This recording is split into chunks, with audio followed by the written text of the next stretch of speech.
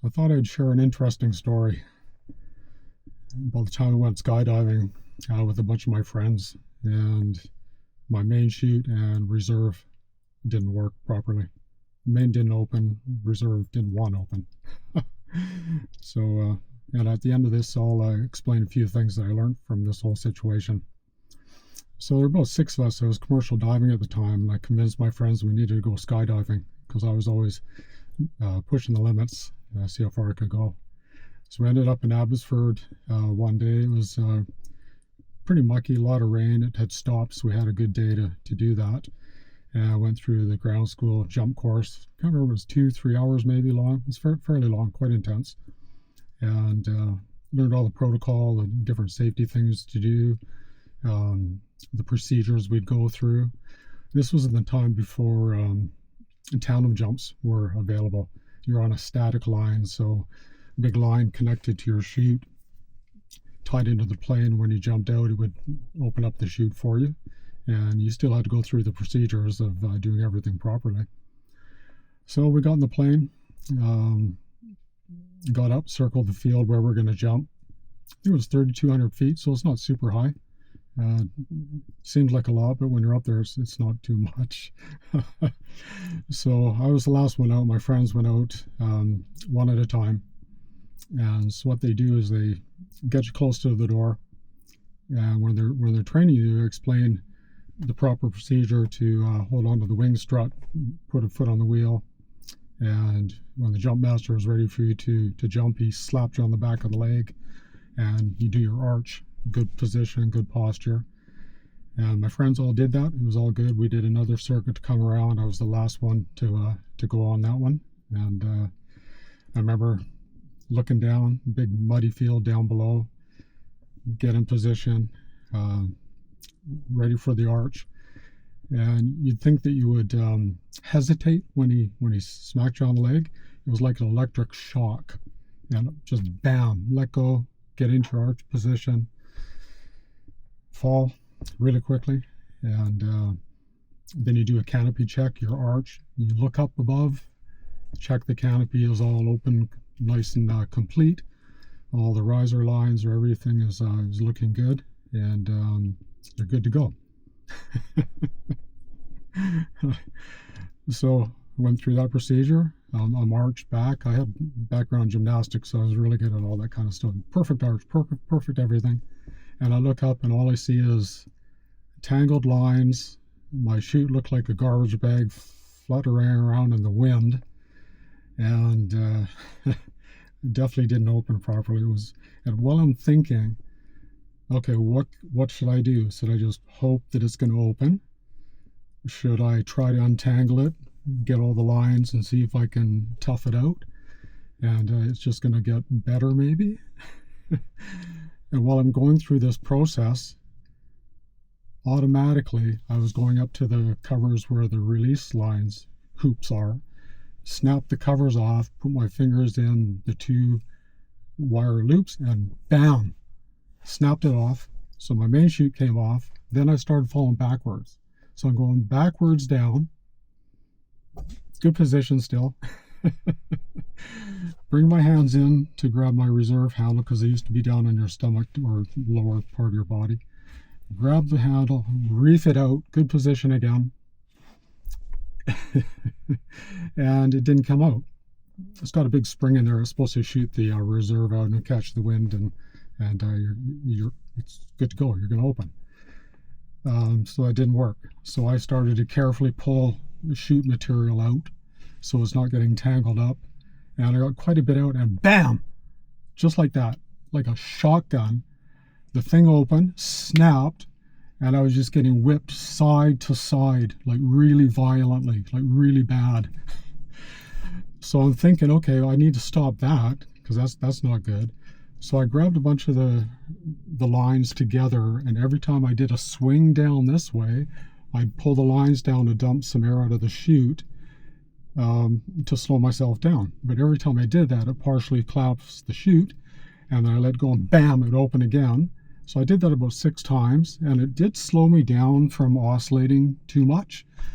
And I was able to kind of turn around because you couldn't steer these reserves. They were just where you go, you go. So I did turn me around a little bit, kind of seeing where I was going to go. And so that was good. So I'm coming down. I see a motorcycle come out from the clubhouse down below. And I get down on the ground, grab my chute, pull it all together. And the guy comes tearing up on the motorcycle, and his eyes are like that. He's looking at me. He said, "That was your first jump?" I said, "Yeah, that was my first jump." I'm adrenaline out, like full of adrenaline, no doubt about that. And he's still looking at me. He's like, "I've had 2,500 jumps. I've never had a malfunction, let alone two that I just saw you go through." He said, "Man, that's amazing, absolutely amazing." So I survived it, survived the whole thing. So going back to a little bit more detail about this whole thing, background for me was adrenaline junkie, living life on the edge with all the stuff I did. So I was very comfortable being uncomfortable, if you want to put it that way. And when I'm in those situations, people say this, but everything slows down for me. I get very, very focused. I'm already focused anyhow, but I get very, very focused, and I don't quit. No matter what. I've got lots of stories. I think I'll post another one after this. If you're interested, put in the comments, and I'll do a couple more. So I have a good feeling about being in that. So that's a benefit right there. Another thing is, anytime we have safety meetings for when I was forced helitack firefighting or commercial diving or skydiving, I pay attention in the safety meetings. I pay attention to the people that are more experienced than me. I'm like a sponge. I want to know everything. So if something does happen, I'll hopefully have the tools that I need to get through that situation. And so that's what happened when I was doing the canopy arc check and checking all that stuff. And I knew intuitively I only had one option, was cut away. The other two were not going to work. And what's interesting too, when I cut away and I'm falling backwards, the plane was diving around me. And I remember the jump master was leaning out the door, and we made eye contact. He's looking at me. I know what he's thinking. He said, "Don't quit. Don't quit." And they could only go so far, and they took off, and I was just carrying on what I was doing.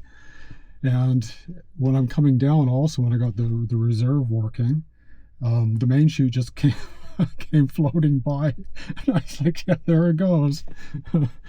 So that was really, really interesting. And my friends said they were at the clubhouse watching me come out.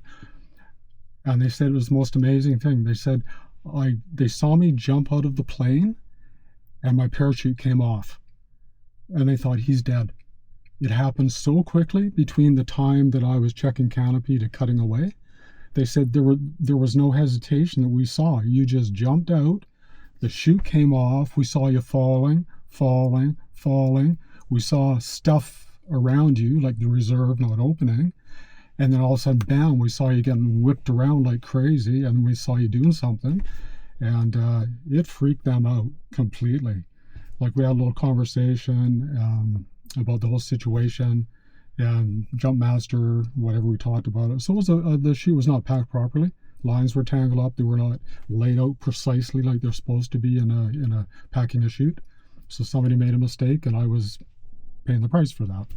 And that can happen. There's no doubt about that. So we ended up going for another 3 jumps after that. 4 of them didn't. 2 of them did.